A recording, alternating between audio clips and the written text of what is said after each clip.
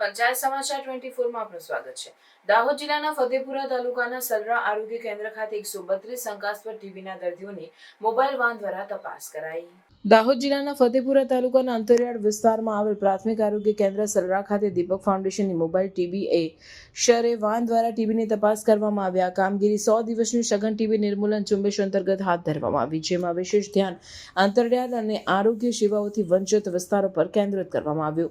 આ ઝુંબેશ દરમિયાન કુલ 132 લાભાર્થીઓ જેમને ટીબીના શંકાસ્પદ લક્ષણો જણાયા હતા, તેમના એક શરે ટેસ્ટ કરવામાં આવ્યા હતા। આરોગ્ય વિભાગ અને દીપક ફાઉન્ડેશનના સંયુક્ત પ્રયાસથી આ અભિયાન સફળતાપૂર્વક પૂર્ણ થયું હતું। આ પ્રકારની ઝુંબેશો દ્વારા ટીબીના દર્દીઓની વહેલી તકે ઓળખ અને સારવાર શક્ય બને છે। આ અભિયાનના મુખ્ય હેતુઓમાં અંતરિયાળ વિસ્તારોમાં આરોગ્ય સેવાઓ પહોંચાડવી અને ટીબીના કેસો ઝડપથી શોધીને સારવાર અપાવવી છે। ટીબીના દર્દીઓને વહેલી તકે ઓળખ થવાથી રોગ ન ફેલાવાને અટકાવી શકાય છે અને દર્દીને યોગ્ય સારવાર મળી શકે છે। આ પ્રકારની ઝુંબેશો ગ્રામ્ય અને આદિવાસી વિસ્તારોમાં આરોગ્ય જાગૃતિ વધારવામાં મહત્વપૂર્ણ ભૂમિકા ભજવે છે।